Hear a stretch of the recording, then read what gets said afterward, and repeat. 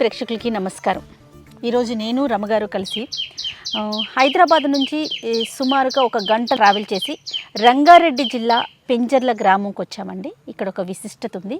అదేంటంటే శ్రీదేవి భూదేవి సమేత స్వయంభూ శ్రీ అనంత పద్మనాభ స్వామి వారి దేవాలయానికి వచ్చాము.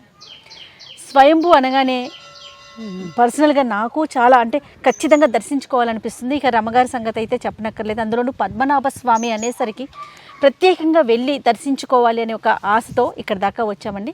ఏం రమగారు? అవునమ్మా, దూరం నుంచి వస్తుంటే ఆసక్తికరంగా ఉంది. పైగా మీరు అనంత పద్మనాభ స్వామి అనగానే మనకి చాలా విశేషమైన వాడు కదా. మనం అనంత పద్మనాభుడు అనగానే మన కేరళ గుర్తొస్తుంది. తర్వాత మనకి తెలంగాణలో ఉన్న అనంతగిరి ఒకటి స్వామివారు కూడా చాలా ప్రత్యేకమైన వాడు కదా. అయితే అనంత పద్మనాభుడు మనం పెద్ద స్వరూపంలో చూస్తాం కేరళలో. అంటే ఈ చివరి మొదలుపెట్టి అక్కడ దాకా అంటే ఒక భాగాన్ని చూడాలంటే ఒకవైపు, ఇంకొక భాగాన్ని చూడాలంటే ఇంకొక వైపు వెళ్ళి చూస్తాం. అయితే అనంతగిరిలో ఏమో మనం స్వయంభూగా ఉన్నటువంటి సాలగ్రామ శిలా స్వరూపంలో ఉన్న అనంత పద్మనాభ స్వామిని చూస్తాం. అవును, ఇక్కడ స్వామివారు ఒక శిలా స్వరూపంలో చెక్కబడి అంటే స్వయంభూగానే వీరికి లభించారని చెప్పి చాలా పురాతనమైనదని విని ఒకసారి చూద్దాం. కంటితోటి చూస్తే వచ్చే సంతోషం వేరేగా ఉంటుంది. మనం కథలు చదువుతాం, వింటాం, టీవీలలో చూస్తే చూసినట్టే ఉంటుంది. కానీ మనం క్షేత్రంలోకి వచ్చి స్వామిని నేకెడ్ ఐ తోటి మన మాంసనేత్రంతో దర్శిస్తే ఆ వచ్చే సంతోషము, ఆధ్యాత్మిక అనుభూతి వేరుగా ఉంటాయి. ఆ అవకాశాన్ని తీసుకోవటానికే ఇవాళ ఇంత దూరం వచ్చాం. పొద్దున్నే నేను కీర్తి ఒకసారి వచ్చాం రమ్మగారు. ఆల్రెడీ ఇంతకుముందు అప్పటికి రీకన్స్ట్రక్షన్ జరుగుతూ ఉంది టెంపుల్కి. అదే ఆ రోజే అనుకున్నాం ఖచ్చితంగా మిమ్మల్ని తీసుకురావాలి, మీకు చూపించాలని అనిపించింది నాకు. ఆ రోజు నాకు ఇక్కడ పూజారులు చెప్పింది ఏంటంటే రమ్మగారు, ఎవరైతే పెళ్ళి కాదో వాళ్ళు వచ్చి గనక ఇక్కడ స్వామివారిని చూసి వెళ్తే పెళ్ళి అవుతుంది, ఆ తర్వాత సంతానం కలుగుతుందంట. పెళ్ళయి పిల్లలు పుట్టినాక మళ్ళీ వారిని తీసుకొచ్చి స్వామివారికి దర్శనం చేయించుతారట. అది ఇక్కడ ఆలయం యొక్క విశిష్టత. మనస్ఫూర్తిగా మనం ఏది కోరుకుంటే అది ఖచ్చితంగా జరిగి తీరుతుంది అనేది ఈ ఆలయం యొక్క నమ్మకం అట్ట రమ్మగారు. ఎక్కడైనా ధర్మబద్ధమైన కోరికలు, క్షేత్ర మహాత్మ్యం కూడా ఉంటుంది. ధర్మబద్ధమైన ఏ కోరికైనా భగవంతుడు తీర్చడానికి ఎప్పుడు సిద్ధంగానే ఉంటాడు. కొన్ని చోట్ల స్వామి యొక్క సాన్నిధ్యం స్వయంగా ఉంటుంది. అవును, అలాంటి ప్రదేశాలకు ఎప్పుడైనా వెళ్ళే అవకాశం వస్తే మాత్రం తప్పకుండా తీసుకోవాలి దాన్ని. ఇది పెద్ద దూరంగా కూడా అనిపించదు రమ్మగారు. మనకి సిటీ నుంచి చూసుకుంటే ఒక 50 కిలోమీటర్ల లోపే వచ్చేస్తుంది. మరి వెళ్ళి స్వామివారిని దర్శించుకుందామా? తప్పకుండా చేయాలి.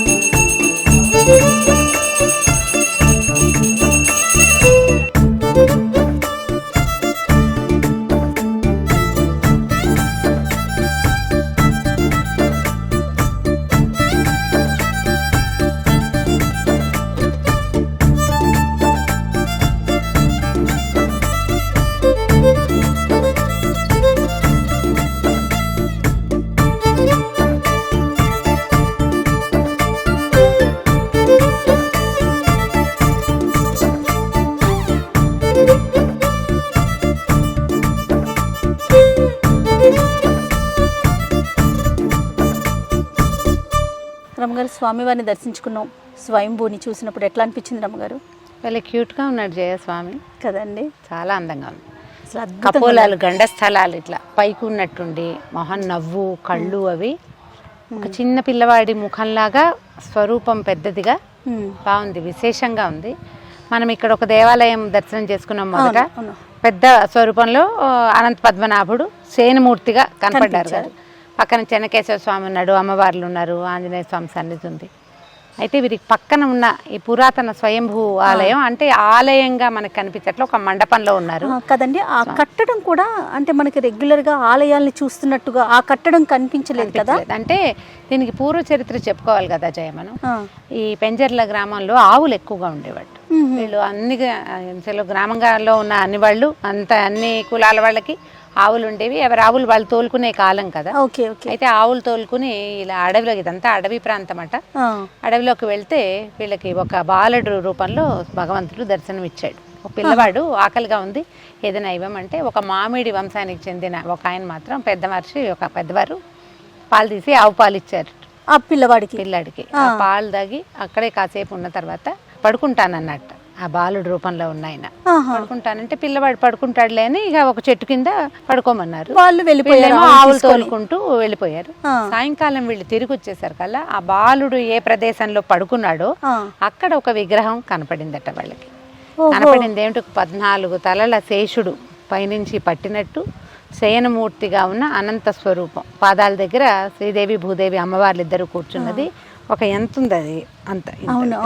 వాళ్ళకి అర్థం కాలే, ఒక వెలుగు కనపడుతోంది విగ్రహంలో నుంచి. ఈ బాలుడు రూపంలో ఉన్నాయని వాళ్ళకి ఇంకా బాలుడుగా కనపడలేదు, ప్రతిమ మాత్రం కనిపించింది. ఆ రోజు మరుసటి రోజున ఈ గ్రామస్తులు ఒకరికి స్వప్న దర్శనం ఇచ్చి, స్వామి నేను అనంత పద్మనాభుడిని, మీ గ్రామాన్ని రక్షించడానికి ఆకలి తీర్చినందుకు ఇక్కడ నిలబడిపోయాడు అనమాట.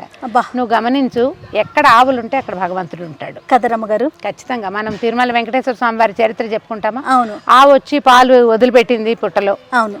ఎన్ని దేవాలయాల చరిత్రల్లోనో మనం చూస్తాం ఎక్కడ ఆవులు విశేషంగా పూజించబడతాయో లేదా సేవించబడతాయి. ఆవుని పూజ అంటే నువ్వు రోజు పసుపు రాసి బొట్టు పెడితేనే కాదు, దాని అనుదినమైన ఆహారానికి ఏ ఇబ్బంది లేకుండా చేసే చోట ఖచ్చితంగా భగవద్విలాసం ఉంటుంది. మన దేవాలయాలు ఎన్నో అట్లా కనపడతాయి. ఈ దేవాలయం కూడా అదే చరిత్రలో కనపడుతుంది. ఆ స్వరూపానికి వాళ్ళు ఏం చేశారు మరి, ఆ కాలం నాడు వాళ్ళకి చాతొచ్చింది, ఒక చిన్న కట్టడం లాగా కట్టుకుని స్వామిని సేవించుకునేవారు. కాలక్రమాన అది కొంత మరుగున పడింది. అయితే ఇటీవల మనం పక్కన ఇంకో దేవస్థానం చూసాం కదా, ఇది ఒక 25-30 సంవత్సరాల క్రితమే ఒకరు తమ సంతోషం కోసం స్వామివారినే తీసుకురావాలనుకున్నారట. అక్కడ కనపడిన అనంత పద్మనాభ స్వరూపాన్ని కదిపినప్పుడు ఒక పెద్ద 5 తలల నాగు అడ్డం పడిందట. స్వరూపాన్ని కదపనివ్వలేదు. ఆయన ఇంకా అక్కడ ఉండటానికి ఇష్టపడ్డాడు. ప్రదేశంలో నుంచి యువతలకి రాలేదు. అందుకని పక్కన ఈ దేవాలయాన్ని కట్టించారు. ఇక్కడ చెన్నకేశ్వర స్వామిని, తర్వాత అనంత పద్మనాభ స్వామివారిని ప్రతిష్ఠ చేసుకుని వారే పూజించుకుంటూ ఉండేవారు. అయితే ఇటీవల దీన్ని డెవలప్ చేయడానికి పూనుకున్న అనిత గారు, తర్వాత ఇంకా ఇతరులు ఎంతమంది సహాయం చేశారు. దైవ కార్యం అనేసరికల్లా ఒక మనిషితోటి ఎప్పుడూ కాదు కదా, చాలామంది కూడి చేసి ఉండొచ్చు. స్వామివారిని ఏం చేశారంటే కళాపకర్షణ చేసి వారిని మళ్ళీ సరిగ్గా ఒక చిన్న పెద్ద మందిరంలోకి దర్శనానికి వీలుగా ఉండేలాగా ఏర్పరిచి పెట్టడం వల్ల మనం బాగా చూడగలుగుతాం. ఆవిడ చెప్పింది అయితే ఒక చిన్న గుహలాగా ఉంది, వంగి వెళ్ళాలి, చిన్న కట్టడం అని చెప్పారు. అయితే ఇంతకు ముందు కాలంలో ఈ ప్రాంతానికి వచ్చిన భక్తులు ఎవరైనా ఆ పాతకాలపు కట్టడాన్ని చూసి ఉండొచ్చు. ఇప్పుడు చూడు చక్కగా తెరిపిగా మనం హాయిగా నడుచుకుంటూ వెళ్ళి కళ్ళారా లోపలున్న స్వరూపాన్ని దీపాల వెలుగులో మనం ప్రతిమని పూర్తిగా చూడగలుగుతాం. ఏదైనా మనకి కంటితో చూస్తే వచ్చే సంతోషము దూరం నుంచి చూస్తే ఉండదు కదా, దగ్గర నుంచి చూడడానికి వెసులుబాటుగా ఏర్పరిచి పెట్టారు. కాబట్టి ఈ పక్కన ప్రతిష్ఠ చేసిన దేవాలయము స్వామివారు స్వయంభూగా ఏ స్వరూపంతో వెలిసాడో అదే స్వరూపాన్ని మనం చక్కగా చూడగలుగుతున్నాం. మీరు ఎప్పుడు కూడా ఆవుని సేవించండి, భగవంతుడు కరుణిస్తాడు ఖచ్చితంగా. ఈ దేవాలయం మాత్రం మనకి ఖచ్చితంగా అదే విషయం చెప్తుంది. స్వామి ముందట ఆవిడ చెప్పిన మాట, కళాపకర్షణ చేశాక తొలుత కాలంలో అంటే ఈ దేవాలయం కట్టినప్పుడు ఆయన లేచి రాలా అక్కడి నుంచి, కానీ విశేషంగా చేయదలుచుకున్నాక చక్కగా పక్కన లేచి వచ్చేసి మొత్తం పూజ అంతా సరిగా పూర్తి చేయించి తర్వాత యజ్ఞాలు అవి చేయించుకుని మళ్ళీ ప్రజలకి అందుబాటులోకి రావడానికి సమయము చూసుకుంటాడమ్మా భగవంతుడు. ఆయన ఎప్పుడు ప్రకటించబడాలి అని అనుకుంటే ఆ రోజున ప్రకటిస్తాడు. దానికి కారణం ఎవరెవరు అవుతారో వాళ్ళ దశా విశేషాలు, ఏ జన్మలో చేసుకున్న పుణ్యాలు, వాళ్ళ అమ్మలు కన్నా ఆ తల్లుల తాలూకు కడుపు సెలవ, అంతే కదా, అవన్నీ వాటితోటి మనకి అట్లా అవకాశం లభిస్తుంది. కానీ అంటే సేవ చేసే భాగ్యాన్ని ఆయనే కల్పిస్తాడు. మనకి ఆ అవకాశాన్ని భగవంతుడు ఇవ్వదలుచుకుంటాడు. ఆ ఇవ్వదలుచుకున్న అవకాశాన్ని సజావుగా సక్రమంగా చేయదలుచుకుని చేస్తే కనుక మరింత ముందుకు తీసుకెళ్తాం. మన సమాజం అంతా కూడా ఎట్లా ఉందంటే ఇప్పుడు ఆధ్యాత్మిక ధోరణిలోకి వెళ్తూనే మనం పాప పంకిలంలో పడిపోతున్నాం. అందులోంచి బయటికి రావాలంటే ఖచ్చితంగా మనకి దేవాలయాలు చాలా అవసరము. పురాతనమైన దేవాలయాలని ఎవరైతే ఉద్ధరించాలని అనుకుంటారో వాళ్ళకి అసలు ఎన్ని తరాలైనా వాళ్ళ అదృష్టవంతులుగానే ఉంటారు. అవునండి, ఆ పని చెయ్యాలి. ఎవరైనా పురాతన దేవాలయాలని బాగు చేసేందుకు మన వంతు మనం కూడా అన్ని చోట్లకు వచ్చి దర్శనం చేసుకుంటే అందరికి చేయాలనిపిస్తుంది కదా. కొంతకాలం క్రితం ఇక్కడ అసలు గుడి ఉందని కూడా ఎవరికి తెలియదు. అవునట. ఇటీవల అందరం తెలుసుకున్నాము. పెద్ద దూరం కాదు సిటీ నుంచి, ఒక 30-40 కిలోమీటర్లు, 50 కిలోమీటర్ల లోపల అనుకోండి. ఒకసారి వస్తే మాత్రం మళ్ళీ వదలలేనట్టుగా ఉంది. స్వరూపం ఎంత విశేషంగా ఉన్నారో అసలు ఆ శయనమూర్తిని చూస్తేనే ఒక అలా కళ్ళు ఆనందం అలా వస్తుంది. అప్పచెప్పేసేయాలనిపిస్తా ఉంది. చాలా బాగుంది. స్వయంభూ స్వరూపం కూడా అయ్యవారు మహాముద్దుగా చాలా చక్కటి స్వరూపంలో ఉన్నారు. అవకాశం ఉన్న వాళ్ళు దర్శనం చేస్తారు. తప్పకుండా ఈ ఆలయానికి వచ్చిన వాళ్ళకంట ఎవరు ఏది అనుకుంటే అది నిజమైన కోరిక అయితే ఖచ్చితంగా నెరవేరటం, మళ్ళీ వాళ్ళు తిరిగి రావటం. పెళ్ళిళ్ళు కావాలన్నా, లేకపోతే ఈ విదేశాలకు వెళ్ళాలన్నా, మంచి కాలేజెస్లో సీటు రావాలన్నా, పిల్లలు సంతానం కలగాలన్నా, ఇట్లా ఏ కోరిక కలిగితే ఆ కోరిక ఖచ్చితంగా నెరవేరిందని ఆవిడ ఎక్స్పీరియన్స్ చెప్తున్నప్పుడు నాకు జనాలు చూడు ఎంతమంది వస్తున్నారు. తర్వాత ఆలయ ఏర్పాట్లు కూడా చూడండి అమ్మగారు, ఎంత తీర్చిదిద్దినట్లుగా. అంటే ఇప్పుడు మనం ఎక్కడికైనా వెళ్తే, పురాతన దేవాలయాలకు వెళ్తే ఏ వెసులుబాట్లు ఉండవు, డ్రైగా ఉంటుంది, వెళ్తాము, భోజనం దొరకదు. స్వామి కోసమే వెళ్ళి చూసి వచ్చేస్తాం. రాగలము, మనం మనుషులం కదా జయ. అవసరాలు రావా? అవసరాలు వస్తాయి, ఆహార అవసరాలు, శారీరకమైన అవసరాలు, ఏవో ఇబ్బందులు వస్తాయి కదా. వాటికి ఏ ప్రాబ్లము లేదు, చక్కగా పర్ఫెక్ట్ గా ఏర్పరిచి పెట్టారు. దూరం నుంచి వచ్చినా ఇబ్బంది లేదు. యాగశాలను ఒకటి ఏర్పాటు చేశారు, ధ్యాన మందిరం ఏర్పాటు చేయాలనుకుంటున్నారట. అలానే దూరం నుంచి వచ్చిన వాళ్ళకి వాష్రూమ్స్ ఎంత నీట్ గా అనిపించినాయి అంటే బాగున్నాయి. అంటే ఎలాంటి ఇబ్బంది లేకుండా చక్కగా పార్కు లాగా మంచి మంచి వృక్షాలన్నీ పెట్టి కాసేపు 1 గంట 2 గంటలు కూర్చోవాలి, చెట్ల నీడని కూర్చుని దండం పెట్టుకుని ప్రశాంతంగా వెళ్ళచ్చు. అండ్ మోర్ ఓవర్ ఏంటంటే లోపలికి వస్తుంటే చాలా ప్రశాంతంగా కూల్గా ఉంది. పురాతనమైన దేవాలయం అయినప్పటికీ కూడా డెవలప్మెంట్ వల్ల చాలా బెటర్ పొజిషన్లో బాగా కనపడుతుంది. గ్రీన్ గా ఉంది. ఇది ఇదివరకు అడవి అని చెప్తా ఉన్నారు కదా రమ్మగారు, కానీ అది ఎక్కడ కూడా తీసిపోవట్లేదు అలాంటి వాతావరణాన్ని. దీన్ని ప్రత్యేకంగా దేవాలయాన్ని ఇంచుమించు పార్క్ లాగా చక్కగా చేశారు. ముందు ప్రధానమైనది ఏంటంటే మన చుట్టూతా గ్రీనరీ కంటే సాన్నిధ్యం, దైవ సన్నిధి బాగుండటం, ఆధ్యాత్మిక భావన.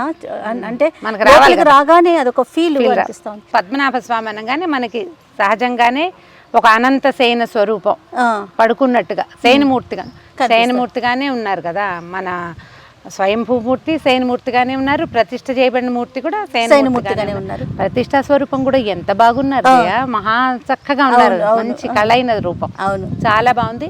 అవకాశం ఉన్న వాళ్ళు దర్శనం చేసుకోండి తప్పకుండా.